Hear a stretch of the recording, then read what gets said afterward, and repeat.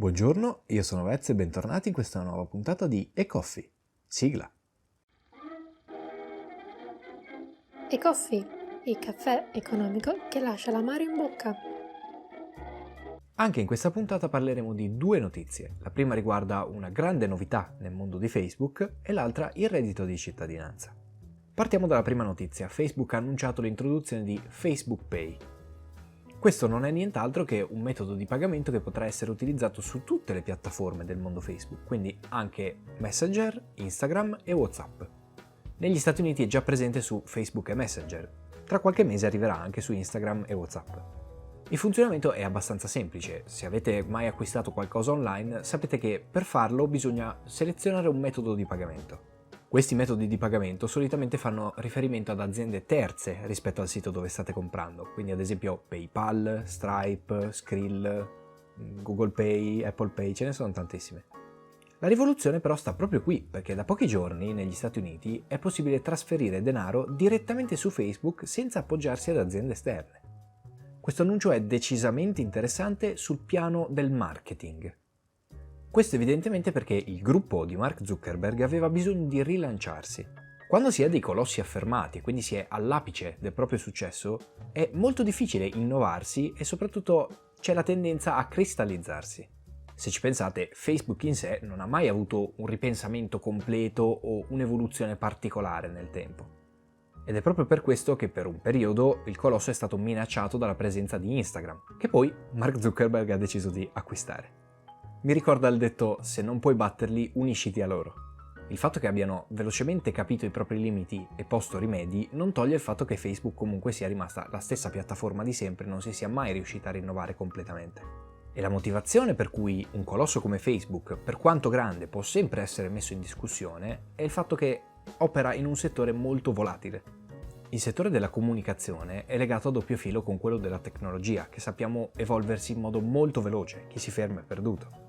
Ed è per questo che c'è sempre la necessità di innovarsi, ed è proprio per questo che pochi mesi fa Facebook aveva lanciato la sua criptovaluta, o almeno il progetto. Al che le istituzioni finanziarie avevano un po' storto il naso perché un'azienda privata che crea la propria moneta ed è di fatto nella casa di tutte le persone, fa un po' paura. Questa criptovaluta doveva essere la grande novità del 2019, tuttavia il fatto che si siano arenati non fa ben sperare in questo progetto. Questa è una grande lezione di marketing. Anche se sei un'azienda enorme, un colosso, non è detto che i prodotti che lanci sul mercato siano innovativi, funzionino e rendano dei profitti. Tuttavia non mi sento di dire che il progetto di una criptovaluta di Facebook sia completamente morto. Probabilmente ne vedremo delle belle nel futuro. Ed è proprio in questo contesto che si inserisce Facebook Pay. Preso coscienza che il progetto di una criptovaluta si è arenato, allora tanto vale provare comunque a entrare su questo genere di mercato con una piccola modifica. Infatti c'è da fare un piccolo ragionamento ampiamente sottovalutato. Chi di voi può dire di non avere né un account Facebook, né Messenger, né Instagram, né WhatsApp? Quasi nessuno probabilmente.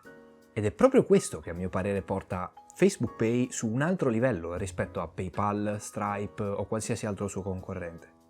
Queste aziende hanno bisogno di grossi investimenti in pubblicità e di offrire un ottimo servizio per entrare nelle vostre case. Invece voi utilizzate già tutte quelle piattaforme di Mark Zuckerberg. In pratica voi siete già suoi clienti. Ciò significa che tante aziende, vedendo l'opportunità di vendere direttamente sulla piattaforma senza far uscire il cliente dal sito, ne approfitteranno. Chi ha bisogno di PayPal per comprare un oggetto che sta già su Facebook e che posso pagare senza inserire alcun dato? Detto questo, voglio lasciare un po' di spazio per i dati diffusi dall'INPS riguardo al reddito di cittadinanza. I dati aggiornati ad ottobre vedono più di 1 milione di richieste accettate per il reddito di cittadinanza. 400.000 invece sono state quelle respinte o cancellate, mentre 130.000 sono ancora in lavorazione. Questo è il numero di persone che fino ad oggi beneficia di questa misura. Sono numeri certamente importanti, parliamo di una persona su 60 in Italia. Sempre secondo l'INPS, l'importo medio del reddito di cittadinanza è di 519 euro, mentre della pensione di cittadinanza 216 euro. E ricordo che la pensione di cittadinanza spetta a chi ha raggiunto già i 67 anni di età.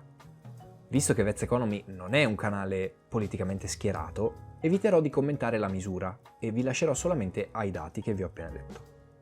Bene, anche il video di oggi termina qui. Se vi è piaciuto vi invito a mettere like, commentare, condividere soprattutto, a iscrivervi e attivare la campanellina. E come sempre, a fine del video appaiono dei riquadri con video molto belli, quindi andate a vederli.